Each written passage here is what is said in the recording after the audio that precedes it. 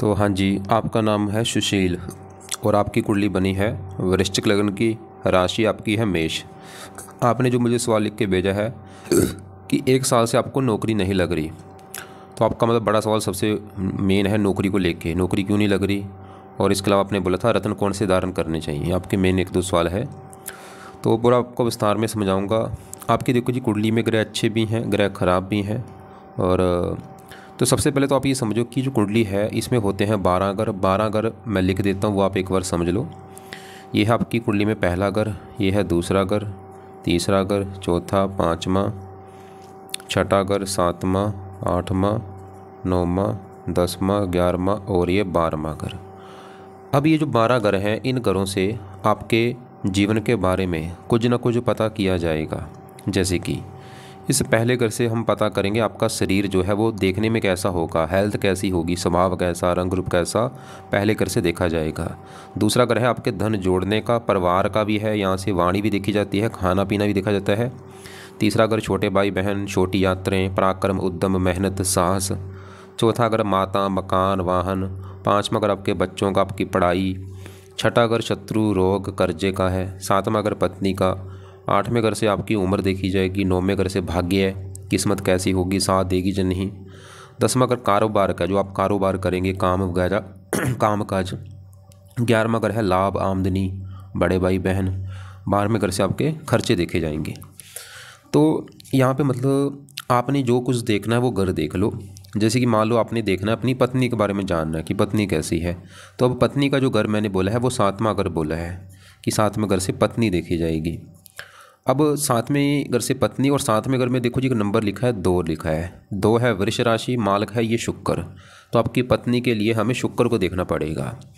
ऐसे ही अगर आपके हमने छोटे भाई बहन देखने हैं, तीसरा घर छोटे भाई बहनों का है और तीसरे घर में नंबर लिखा है 10। 10 है मकर राशि, मालक है शनि, तो छोटे भाई बहनों के लिए शनि को देखना पड़ेगा। तो मतलब जो कुछ देखना है कुंडली में वो घर देखना होता है, और घर का जो मालक है वो मालक कहाँ बैठा है, वो अच्छा है जहाँ खराब है, नीच का है जहाँ उच्च का है, उसको देखना होता है। अब जैसे मैंने आपको बोला आपकी कुंडली में ग्रह अच्छे भी हैं, ग्रह खराब भी हैं। अब कुछ ग्रह आपके ऐसे हैं जो कि बहुत ज़्यादा खराब हैं, जिसमें से एक तो आपका है ये शुक्र और चंद्रमा। ये 2 ग्रह मुझे आपके ज़्यादा खराब लगे हैं। कुछ अच्छे फल देंगे लेकिन ज़्यादा खराब फल देंगे। अच्छे फल भी देंगे, ऐसा नहीं मैं बोलूँगा कि बुरे फल ही देंगे, अच्छे फल जरूर देंगे, लेकिन ज़्यादा ये आपको खराब फल देंगे। और ऐसे बुध जो नीच का बैठा है, नीच का ग्रह तो भाई बहुत ज़्यादा खराब होता है, तो बुध भी आपको खराब फल देगा। और ये जो अस्त ग्रह बैठे हैं, अस्त ग्रहों को भी ज़्यादा अच्छा नहीं माना गया। अब ये जो 9 ग्रह हैं, जो ग्रह आपका अच्छा है वो आपको जीवन भर अच्छे फल देगा, जो ग्रह खराब है जीवन भर खराब फल देगा। लेकिन इन ग्रहों का जो असर है वो बढ़ जाता है दशा में, जब इनकी दशा चलती है उस समय इनका जो असर है वो कई गुना बढ़ जाता है। तो अभी आपके ऊपर इन ग्रहों में से सबसे बड़ा असर है इस मंगल ग्रह का, क्योंकि मंगल की चल रही है आपके ऊपर बड़ी महादशा। ये 22 में चली हुई है और 29 में ख़त्म होगी। तो मंगल का आपके ऊपर असर है कितना, वो आप समझ लो 80% है। आपकी 100 में से अगर 80% लाइफ में जो कुछ हो रहा है वो देखा जाए तो वो मंगल की वजह से हो रहा है आज के समय में। मतलब आपके जीवन में जो घटनाएं हो रही हैं, जो कुछ हो रहा है, कहीं ना कहीं कारण ये मंगल है। कुछ असर होता है जिसकी होती है अंतर्दशा, वो है गुरु की, जनवरी 24 से चली है और जनवरी 25 में ख़त्म होगी। तो यहाँ पे मैं फिर बोलूँगा गौर से समझो, मैंने क्या बोला, असर आपके ऊपर सभी 9 ग्रहों का है। मतलब आपके ऊपर आज भी चंद्रमा का असर है, आज भी शुक्र का असर है, लेकिन ज़्यादा असर जो है वो मंगल का है। मतलब मंगल का असर इन ग्रहों से थोड़ा सा ज़्यादा है और गुरु का भी असर इनसे थोड़ा सा ज़्यादा है। अब असर मैं फिर बोलूँगा सभी ग्रहों का है, लेकिन सबसे पहले आपके मैं यहाँ पे जो ग्रह खराब हैं, जैसे चंद्रमा शुक्र, इनकी बात करूँगा कि ये ग्रह मुझे क्यों खराब लगे हैं। तो सबसे पहले यहाँ पे मैं बात करता हूँ शुक्र की। शुक्र देखो जी, आपका पहले कहाँ बैठा है, कुंडली के 6ठे घर में। अभी आपको जो मैंने 12 घर बोले हैं, ये 12 घर भी इनमें से 3 घर अच्छे घर नहीं माने गए, 3 घरों को खराब घर माना गया। कौन से घर, एक तो छठा घर खराब घर होता है, 8वां और 12वां। इन घरों से खराब चीज़ें देखी जाती हैं, इसकी वजह से इन घरों को अच्छा घर नहीं माना गया, खराब घर इनको माना गया है। इन्हें त्रिकवाब कहते हैं। इन घरों में मतलब जो ग्रह बैठ जाता है आके वो अच्छे फल नहीं देता। तो आपका चंद्रमा शुक्र, जैसे मैंने बोला है कि आपके मुझे खराब लगे हैं, क्यों लगे हैं, पहला कारण है कि ये 6ठे घर में आके बैठे हैं खराब घर में, ये सबसे बड़ा कारण है। तो अगर मैं शुक्र की बात करूँ, शुक्र आपका है 2-3 कारणों से खराब। पहला कारण कि शुक्र बैठा है 6ठे घर में, खराब घर में आके, एक खराब घर है जो वहाँ पे बैठा है। ऊपर से 6ठे घर में जो 1 लिख रखा है ये मंगल का घर है, और शुक्र जो है मंगल को अपना मानता है दुश्मन। ये दुश्मन का कारण बैठा है। दूसरा कारण ये हो गया। और शुक्र इस कुंडली में है भी मार्किश। मार्किश ग्रह भी अच्छा नहीं माना गया।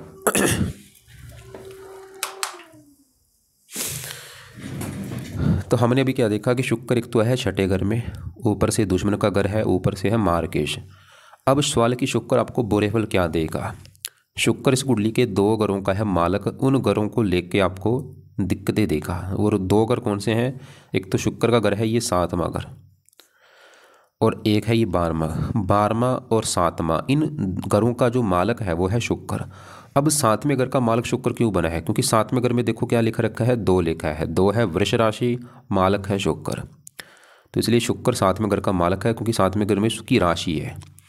अब शुक्र आपको मैंने बोला था आपको खराब फल देगा। क्या खराब फल देगा? क्योंकि शुक्र है 7वें घर का मालक। 7वें घर को लेकर दिक्कतें पैदा करेगा शुक्र आपको भाई। 7वां घर किसका है? 7वां घर है पत्नी का घर। अगर पत्नी आपकी देखनी है, 7वां घर और 7वें घर के मालक शुक्र को देखा जाएगा। और वो खराब घर में बैठा है, तो शुक्र आपको पत्नी को लेकर दिक्कतें पैदा करेगा।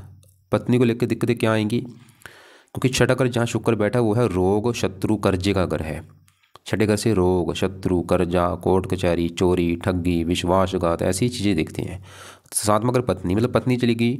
छठा घर रोग, पत्नी को रोगी बनाएगा। और पत्नी से आपके शत्रु जैसे व्यवहार होंगे। मतलब शुक्र आपको पत्नी को लेकर दिक्कतें जो आएंगी, एक तो पत्नी से आपकी बनेगी नहीं, उससे आपके लड़ाई झगड़े होंगे। पत्नी आपकी बीमार भी होगी। पत्नी संबंधी दिक्कतें बहुत ज़्यादा आएंगी, क्योंकि वैसे भी शुक्र आपकी पत्नी घर का मालक भी है और ये पत्नी का कारक भी होता है। विवाह का भी कारक है, 7वें घर का भी कारक है।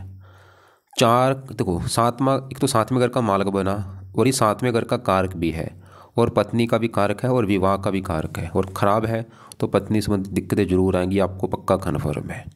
और वो दिक्कतें आने का मतलब है, एक तो आपके विवाह में देरी होना, विवाह होने के बाद भी आपकी पत्नी से बनेगी नहीं, लड़ाई झगड़े उससे होते रहेंगे। लड़ाई झगड़े भी होंगे और पत्नी आपकी बीमार भी होगी। तो पत्नी संबंधी शुक्र दिक्कतें पैदा करेगा। इसके अलावा 7वां घर जो है ये दिल्ली की इनकम का भी है। मतलब ऐसा नहीं कि खाली पत्नी ही देखी जाएगी भाई, इस घर से हज़ारों चीज़ें देखी जाएंगी। ये जो 12 घर मैंने बोले, इन घरों से हज़ारों चीज़ें देखी जाती हैं। और आपको पता है 30 मिनट की वीडियो में हज़ारों चीज़ें मैं कवर नहीं कर सकता। 7वां घर दिल्ली की इनकम का है, तो शुक्र आपको दिल्ली की इनकम को भी लेकर दिक्कतें पैदा करेगा बहुत सारी। अगर आपकी इनकम को लेकर दिक्कतें आ रही हैं, मतलब नौकरी में जो दिक्कत आ रही है, कहीं ना कहीं कारण शुक्र भी है। और 7वां घर साझेदारी के कामों का भी है। अगर आप पार्टनरशिप में काम करेंगे फ़ायदा नहीं होगा।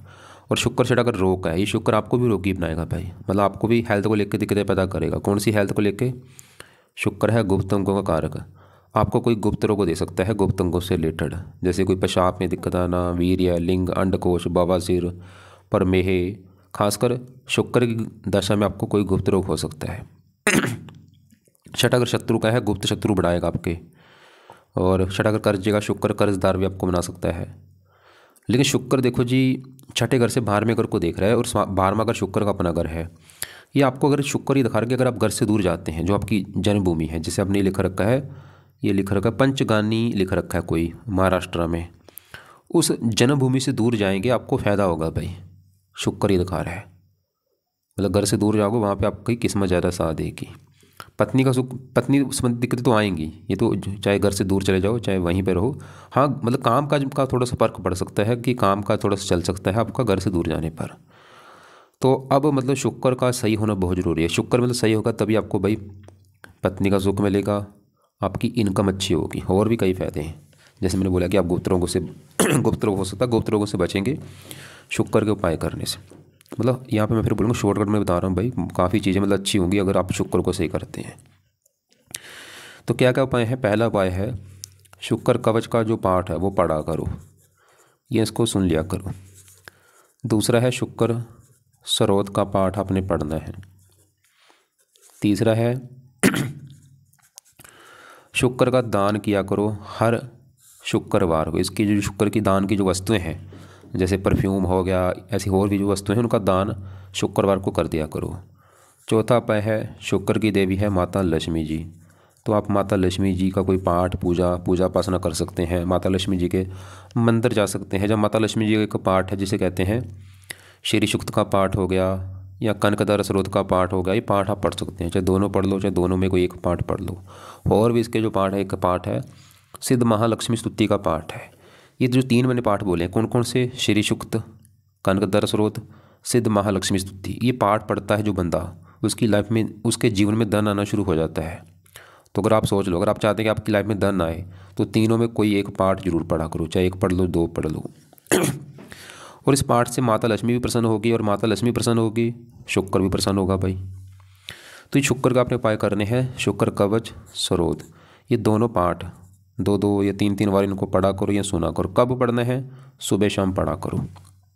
अभी जो शुक्रवार आएगा शुक्रवार से शुरू कर लो, और पाठ पढ़ने से पहले भी और बाद में प्रार्थना करना है कि आपके मैंने शुक्र देवता जी पाठ इसलिए पढ़े हैं ताकि प्लीज़ मेरी जो काम काज की दिक्कतें हैं वो दूर हो जाए, मुझे नौकरी का सुख अच्छा मिले। अब इसी घर में चंद्रमा बैठा है भाई। सवाल कि चंद्रमा कैसा है, क्योंकि मैंने आपको पहले बोला घर अच्छा नहीं है। ये जो छठा घर है ये खराब घर है, मतलब चंद्रमा भी यहाँ पे खराब घर में आने की वजह से खराब है, लेकिन चंद्रमा अच्छे फल भी देगा। अब चंद्रमा इस कुंडली में है, इस घर का मालिक 9वें घर का, और 9वें घर से देखा जाता है भाग्य। अगर आपका भाग्य देखना है कि आप कितने भाग्यशाली होंगे, भाग्य साथ देगा या नहीं, कब देगा, 9वां घर, 9वें घर में 4 लिखा है, कर्क राशि, मालिक है चंद्रमा। तो भाग्य देखना है, चंद्रमा को देखना पड़ेगा, और वो बैठा छठे घर में, भाग्य भंग योग बना है। तो भाग्य भंग योग की वजह से क्या होगा, भाग्य भाई साथ देगा नहीं आपका, भाग्य युद्ध संबंधी काफ़ी दिक्कतें आएंगी, परेशानियाँ आएंगी। चंद्रमा ये दिखा रहा है। ये मन का कारक मानसिक चिंता भी देगा, माता का कारक माता का बीमार होना या माता से मन मुटाव होना। तो भाग्य साथ कहाँ पे देगा, ये छठे घर से वैसे 12वें घर को देख रहा है कि अगर घर से दूर जाएंगे वहाँ पे कुछ भाग्य साथ देना शुरू हो जाएगा। वैसे चंद्रमा है बचपन का कारक, ये बचपन का कारक है, बचपन में मतलब भाग्य संबंधी दिक्कतें ज़्यादा आएंगी, उसके बाद जैसे जैसे आपकी उम्र बढ़ेगी तो भाग्य साथ देना शुरू हो जाएगा। तो चंद्रमा के इसको भी सही करना पड़ेगा, तभी आपकी किस्मत साथ देगी आपकी।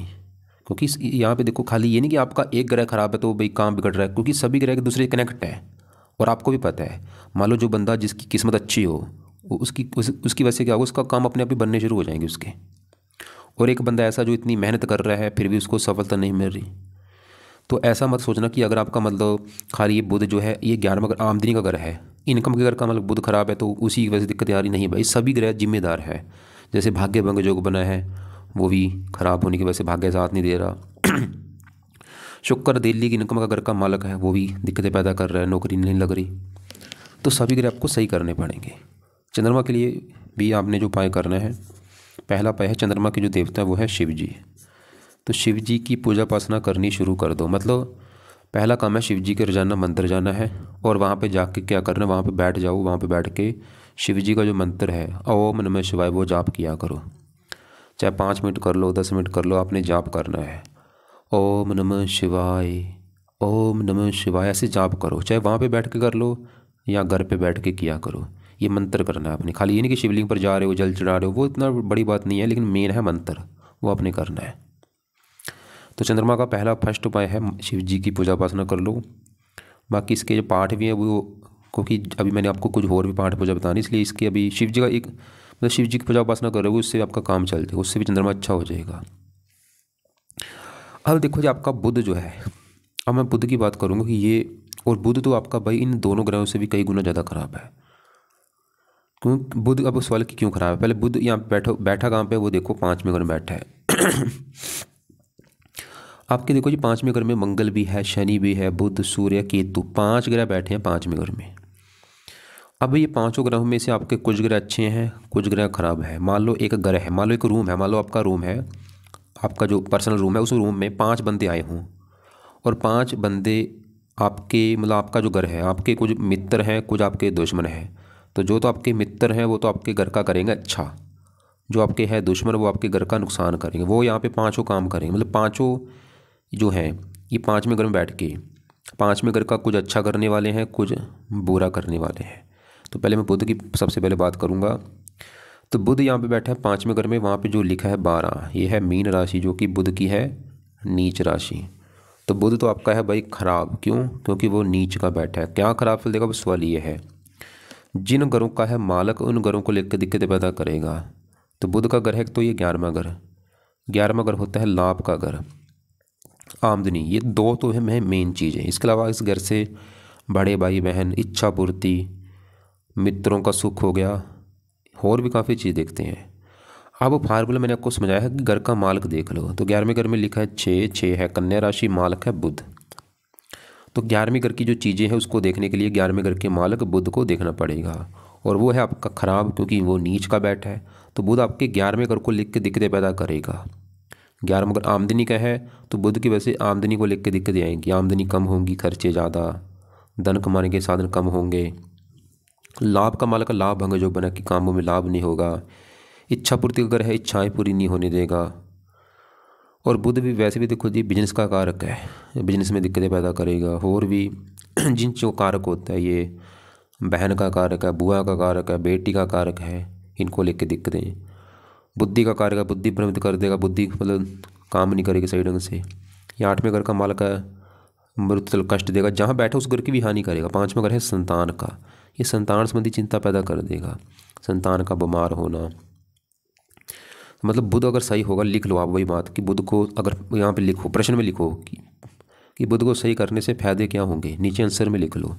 बुध को सही किया, सबसे बड़ा फ़ायदा इनकम बढ़नी शुरू हो जाएगी, कामों में लाभ मिलना शुरू हो जाएगा, इच्छाएं पूरी होनी शुरू हो जाएंगी, बिजनेस के लिए अच्छा है, बुद्धि तेज होगी, वाणी अच्छी होगी, संतान को लेकर दिक्कतें नहीं आएंगी, और भी कई फायदे हैं। तो बुध का जो पहला और दूसरा इसके भी जो पाठ है वो पढ़ा करो। बुध कवच का पाठ है और बुध स्रोत का पाठ। अब ये दोनों पाठ सवाल की कब पढ़ने हैं, और इनको भी 2-2 3-3 बार पढ़ा करो। 2-2 मिनट के पाठ है, जितने पाठ पढ़ोगे उतना आपको फ़ायदा होगा। तो ये दोनों पाठ सुबह भी पढ़ने हैं, शाम को भी पढ़ने हैं। नहीं पढ़ने आते ऑडियो लगा के सुन लिया करो, चाहे पढ़ना है चाहे सुनना है आपने। तो ये 2 इसके पाठ हो गए। बाकी बुध के जो एक तीसरा उपाय भी अगर कर सकते हैं वो है, इसके जो देवता हैं वो है गणेश जी। तो गणेश जी के आप मंदिर भी जा सकते हैं माथा टेकने, या गणेश जी का जो पाठ आपको कोई आता है, जैसे कि एक मंत्र इसका है ओम गणपति नमः, वो कर सकते हो आप। अभी देखो जी आपके जो ग्रह खराब है, पहले मैं उनको कवर कर रहा हूँ। क्यों खराब है वो भी आपको मैं कारण बता रहा हूँ। और तो आपके खासकर ये 3 ग्रह ही ज़्यादा खराब है, शुक्र, चंद्रमा, बुध।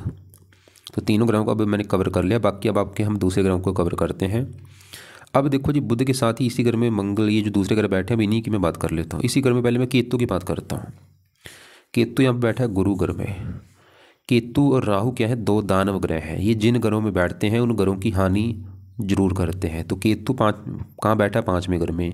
तो केतु यहाँ पे थोड़ी सी 5वां घर संतान का, आपकी संतान को लेकर दिक्कतें पैदा करेगा, जैसे कि आपकी पत्नी का गर्भपात होना, या संतान का ऑपरेशन के द्वारा होना, या लड़कियां ज़्यादा होना, ऐसी ये थोड़ा सा दिक्कतें पैदा करेगा केतु। और ये दूसरे ग्रहों को भी थोड़ा सा ख़राब कर रहा है, क्योंकि केतु के साथ कौन बैठा है, सूर्य। इसे कहते हैं ग्रहण दोष बनना। तो केतु मतलब केतु के भी आप उपाय रहने दो, क्योंकि इसका ज़्यादा बुरा फल आपकी संतान को लेके है। तो इसके उपाय आप उस समय करना जब आप संतान पैदा करेंगे। अब इसी घर में देखो जी आपका सूर्य बैठा है। सूर्य आपका बहुत अच्छा है। सूर्य की अगर मैं बात करूं, सूर्य है इस घर का मालिक 10वें घर का।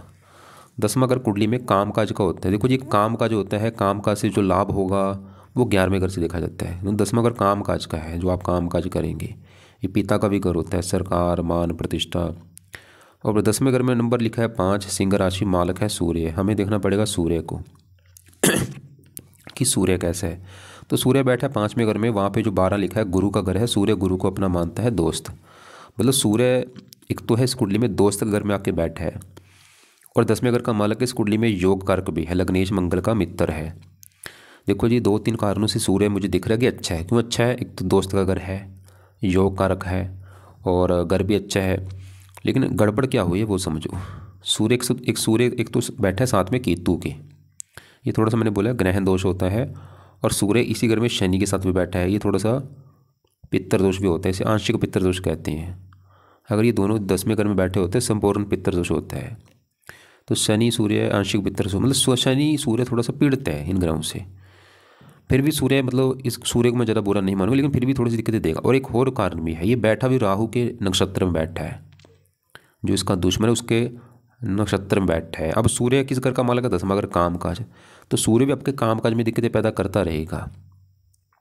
काम काज को लेकर दिक्कतें आना, पिता संबंधी दिक्कतें आना, सरकारी कामों में दिक्कतें आना, सूर्य दिखा रहा है। वैसे 5वां घर पढ़ाई का है, काम काज, पढ़ाई घर बैठा है। सूर्य दिखा रहा है कि आपने जो पढ़ाई करी होगी उसी से जुड़ा आपका काम काज भी होगा। तो सूर्य, अब इसी घर में देखो जी शनि बैठा है। शनि इस कुंडली में 5वें घर में गुरु ग्रह बैठा है और ये भी गुरु को अपना शत्रु मानता है और है भी अस्त है। और इसके साथ जो सूर्य बैठा, मैंने बोला ये थोड़ा सा आंशिक पितृदोष होता है। शनि मतलब अच्छा जब बुरा है, देखो जी शनि, क्योंकि भाई जो ग्रह अस्त हो जाता है उसका अच्छा बुरा फल कम हो जाता है, मतलब अच्छे फल जो हैं वो कम हो जाएंगे, अगर बुरे फल वो भी कम हो जाएंगे। तो अस्त ग्रह शनि अस्त बैठा, मंगल भी अस्त बैठा है यहाँ पे। अब शनि आपके है चौथे घर का मालक, चौथा घर है मकान वाहन। चौथे घर से वैसे दूसरे घर में बैठा शनि आपको, वैसे चौथा सुख का भी होता है, सुख संतान। शनि देखो जी आपको मकान वन का सुख तो देगा, लेकिन क्योंकि विलंब का कारक है शनि, विलंब का कारक है, मकान वन का सुख मिलेगा, देरी से मिलेगा आपको। और बाकी तीसरे घर का भी मालक है, तीसरे घर से तीसरे घर में बैठा है। ये भी थोड़ा संतान संबंधी चिंता पैदा कर सकता है, संतान में देरी होना, क्योंकि ये शत्रु राशि है। 3 दृष्टियाँ, तीसरी दृष्टि पड़ेगी पत्नी घर के ऊपर, ये भी थोड़ा सा पत्नी से मनमुटाव कराएगा आपके। अब इसी घर में मंगल बैठा, मंगल की आपकी बड़ी दशा भी चली हुई। सवाल है कि मंगल कैसा है। देखो जी मंगल बहुत अच्छा है, लेकिन मंगल आपका अस्त बैठा है, तो अस्त की वजह से अच्छा फल जो है वो बिल्कुल कम हो चुका है। और अब मंगल बैठा भी युति करके है शनि के साथ 4 डिग्री, वो भी बिल्कुल क्लोज बैठी है। तो मंगल अच्छा क्यों है, क्योंकि तो ये 5वां घर है, घर भी अच्छा, ऊपर से गुरु की राशि है, मित्र राशि है, और मंगल इस पहले घर का मालक है। इस कुंडली में योग कारक भी है, लग्नेश भी है। पहला घर आपका है शरीर, हेल्थ, स्वभाव, रंग रूप, पर्सनैलिटी। पहले घर में 8 लिखा, मालक मंगल। मंगल तो पहले घर का अच्छा करेगा, आपके शरीर के लिए अच्छा है, हेल्थ, स्वभाव, रंग रूप, पर्सनैलिटी। 5वें घर का अच्छा कर देगा, पढ़ा लिखा बना देगा आपको, संतान के लिए अच्छा है। लेकिन मंगल अस्त बैठा है, ये बुरी बात है। मतलब मंगल की जो दशा चल रही है आपका फिर भी अच्छा है, लेकिन अस्त बैठा, अस्त की वजह से अच्छा फल जो आपको मिलेगा वो बिल्कुल कम मात्रा में मिलेगा। तो मंगल का देखो जी उपाय तो है बहुत ज़रूरी, क्योंकि ये जो दशा चल रही है आपकी 22 से, दशा भी काफ़ी लंबी है। ये दशा अगर आप चाहते हैं आपकी बिल्कुल अच्छी जाए, तो मंगल के जो 1-2 उपाय आपने करने हैं। पहला उपाय है मंगल का मंत्र आप किया करो,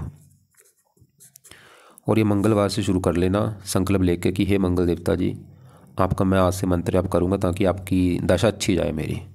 मंत्र है ओम अंगारकाय नमः। ये चाहे 1 माला कर लो, 2 कर लो, 3 कर लो, जितना आप कर सकते 1 माला से किया करो। दूसरा उपाय है मंगल के देवता हैं हनुमान जी, तो हनुमान जी की पूजा उपासना किया करो, हनुमान जी के पाठ पढ़ा करो रोजाना, सुबह शाम। सुबह हनुमान चालीसा पढ़ लो, संकट मोचन पढ़ लो, शाम को बजरंग बाण पढ़ लो, ऐसे पाठ पढ़ा करो। लाल कपड़े ज़्यादा पहन सकते हैं, और आपको रत्न में बाद में बताता हूँ कौन से दान करने हैं। तो यहाँ पे हमने मंगल देखा जो कि है तो अच्छा, लेकिन वो अस्त है। बुध देखा बहुत ज़्यादा खराब है, क्योंकि वो नीच का बैठा है। सूर्य अच्छा है लेकिन थोड़ा सा पीड़ित है, केतु रले मिले फल देगा, थोड़ा सा संतान संबंधी चिंता पैदा करेगा।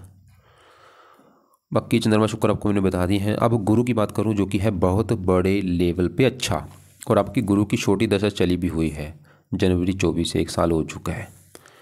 गुरु जहाँ बैठा वो है दूसरा घर। दूसरा घर कुंडली में होता है धन जोड़ने का। सभी देखो जी अलग अलग प्रोसेस हैं। जैसे 7वां घर मैंने बोला था दिल्ली की इनकम का घर है, 10वां घर है कारोबार का, जो आप काम काज करेंगे, 11वां घर है उस काम काज से जो लाभ होगा, और दूसरा घर है धन जोड़ने का, कि कितना धन जोड़ेंगे लाइफ में। तो दूसरा घर है धन जोड़ने का, परिवार का भी है, वाणी का भी है।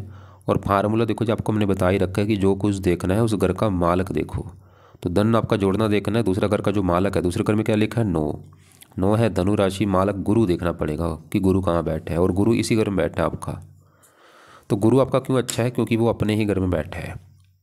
यहाँ पे एक योग बना है, हंस योग बना है, और गुरु इस कुंडली में योग कारक भी है, कई कारणों से अच्छा है। इस घर का कारक भी होता है, दूसरे घर का ही कारक भी है गुरु, क्योंकि ये जो घर होते हैं इन घरों का कोई कारक होता है। जैसे 7वां घर इस घर का कारक शुक्र होता है, चौथे घर का जैसे कारक, ऐसे तीसरे घर का कारक मंगल होता है।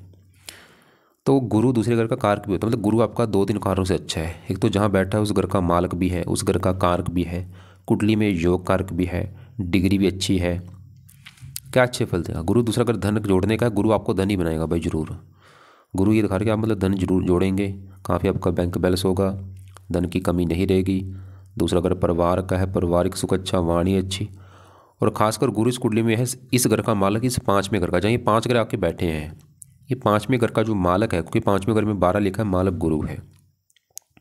तो 5वां घर संतान, संतान धन, गुरु ये दिखा रहा है कि आपकी संतान होने के बाद, बच्चा होने के बाद आपके जीवन में धन आना शुरू हो जाएगा। खासकर बेटा होने के बाद, बेटा भी आपका काफ़ी धनी होगा, उससे भी आपको धन मिलेगा। और उसके होने के बाद भी आपके जीवन में धन आना शुरू हो जाएगा। तो गुरु आपको धनी जरूर बनाएगा, परिवार का सुख अच्छा देगा, वाणी अच्छी, संतान के लिए अच्छा है, 3 दृष्टियाँ हैं 7वीं यहाँ पे, 8वीं, उम्र के लिए अच्छा है, 10वें घर को देख रहा है, काम काज, पिता, सरकार। तो अभी जो गुरु की दशा चल रही, देखो जी कुंडली के हिसाब से ये दशा आपकी अच्छी जानी चाहिए, लेकिन आप क्या बोल रहे हैं कि भाई 1 साल से नौकरी नहीं लग रही, नौकरी लगी थी वो छूट चुकी है। तो गुरु तो फिर भी आपका अच्छा है। अब एक और बात, मंगल की दशा आपकी 29 में ख़त्म होगी, उसके बाद चलेगी आपकी राहु की बड़ी दशा। और ये राहु की दशा जो आने वाली है 18 साल की आपकी दशा है। तो सवाल है कि राहु अच्छा है या बुरा है। राहु देखो जी आपका तकरीबन तो अच्छा है, थोड़े से बुरे फल जरूर देगा। अच्छा क्यों है? क्योंकि राहु एक तो 11वें घर में बैठा है, 11वें घर में राहु को अच्छा माना गया है। ऊपर से 11वें घर में जो 6 लिखा है, कन्या राशि जो कि राहु की खुद की राशि है, अपने ही घर में बैठा है। और इसकी जो दृष्टियाँ हैं, 5वीं दृष्टि पड़ रही है तीसरे घर के ऊपर, यहाँ पे शनि की राशि है मित्र राशि। 9वीं पड़ रही है 7वें घर के ऊपर, यहाँ पे उच्च राशि है। मतलब खुद की राशि में बैठा है, उच्च राशि को देख रहा है, मित्र की राशि को देख रहा है, तकरीबन अच्छा है। घर भी अच्छे, 11वें घर में राहु अच्छे फल देता है। तो 11वें घर में बैठ के राहु आपको आमदनी देगा, लाभ देगा, इच्छाएं पूरी कर देगा। राहु की दशा में, मतलब राहु की दशा में जो है ये धन के मामले में अच्छा है, आपके धनी बनाएगा, इनकम देगा, लाभ देगा, इच्छाएं पूरी कर देगा, मेहनती साहसी। लेकिन जो राहु की दशा 18 साल की होती है वो एक जैसी नहीं होती। इसमें हो सकता है ये जब राहु की दशा आए उस समय आपको दिक्कतें पैदा कर दे स्टार्टिंग में, या बाद में अच्छा हो जाए बीच में। जहाँ हो सकता है आपको जब आए दशा इसकी आए उस समय अच्छे फल दे दे, बाद में बीच में बुरे फल देना शुरू हो जाए। लेकिन राहु के आप क्या करना, राहु के अभी तो जो आप उपाय रहने दो, दशा में इसके उपाय जरूर करना। जब इसकी चलेगी दशा उस समय आप इसके जो पाठ है वो पढ़ने हैं, राहु कवच, राहु स्रोत। अभी नहीं, अभी तो टाइम पड़ा है। और ये जब भी राहु 11वें घर में होता है, ऐसे लोगों को शेयर बाजार, सट्टा, लॉटरी आदि में, इनमें भी फ़ायदा होता है। और ये 5वां घर भी इन चीज़ों का है, शेयर, सट्टा, लॉटरी आदि। अगर आप उसमें रुचि है, आपको पैसा आप लगा भी सकते हैं उसमें। तो कुल मिलाकर अगर देखा जाए आपकी मतलब कुंडली में जो आपके उपाय जरूरी हैं जिन ग्रहों के, एक तो है बुध ग्रह, क्योंकि बुध आपकी इनकम को लेकर दिक्कतें पैदा करेगा। शुक्र के उपाय जरूरी हैं जिसकी वजह से आपको पत्नी को लेकर दिक्कतें आएंगी, और दिल्ली की इनकम को लेकर दिक्कतें। चंद्रमा के जरूरी वो आपके भाग्य की हानि कर रहा है। केतु के भी उपाय रहने तो जब संतान लेंगे उस समय इसके पाठ पढ़ना, ताकि पत्नी का गर्भपात ना हो, संतान ऑपरेशन के द्वारा ना हो। और बाकी मंगल के उपाय जरूर करने हैं, क्योंकि उसकी जो दशा चल रही है वो दशा और अच्छी जाए। और राहु के उपाय अभी रहने दो, गुरु के रहने दो, शनि के रहने दो, सूर्य क्योंकि है 10वें घर का मालक, उसका भी आपको मैं एक पाठ बोलूँगा करने के लिए। तो क्या क्या उपाय हैं? एक तो देखो जी, मंगल का करना है आपने मंत्र जाप। अभी जो मंगलवार आएगा, रोजाना माला से करना है, वो आपकी मर्जी है कितनी माला कर सकते हो करो। और हनुमान जी का पाठ सुबह शाम पढ़ो। और बाकी शिव जी का पाठ, वो किसके लिए मैंने बोला था? चंद्रमा के लिए बोला है, क्योंकि वो आपका भाग्य भंग योग लेकर बैठा है, और इससे राहु भी अच्छा होता है। तो शिव जी का भी मंत्र जाप सुबह शाम करो।